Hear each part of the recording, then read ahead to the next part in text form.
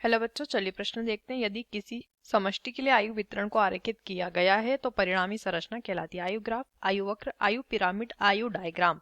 आइए जानते हैं यहाँ पे हमारे प्रश्न की मुख्य अवधारणा।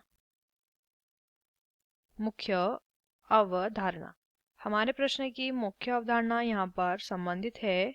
बताना है हमें कि यहाँ पे क्या करते हैं, आयु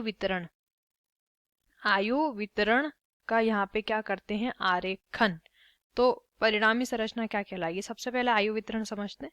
आयु वितरण में जो भी एक समष्टि है, एक संपूर्ण समष्टि है, उसमें जीवों को क्या करते हैं, उनकी आयु के अनुसार उनमें वितरण करते हैं।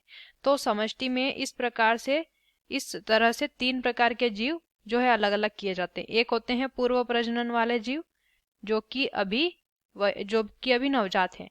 दूसरे नंबर पर या दूसरे स्थान पर रखे जाते हैं प्रजनन आयु वर्ग के लोग जो कि वयस्क होते हैं।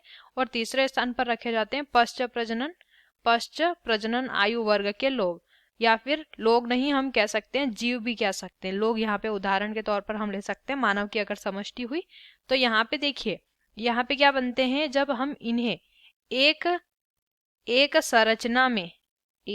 संरचना में आरेखित करते हैं इनके द्वारा प्राप्त आंकड़ों को, तो इसके द्वारा पिरामिड प्राप्त होते हैं। हमें क्या प्राप्त होते हैं, पिरामिड। और ये पिरामिड 3 प्रकार के होते हैं। पहला प्रकार का पिरामिड जब कैसा बने, एक त्रिभुज आकार का बनता है तो ये समष्टि बढ़ती हुई समष्टि कहलाती है।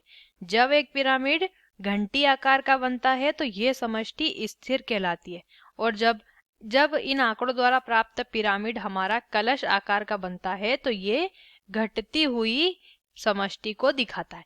तो पहला विकल्प आयु ग्राफ दिया है। आयु ग्राफ इसे नहीं कहते, ना ही इसे आयु वक्र कहते हैं, ना ही इसे आयु डायग्राम कहते हैं।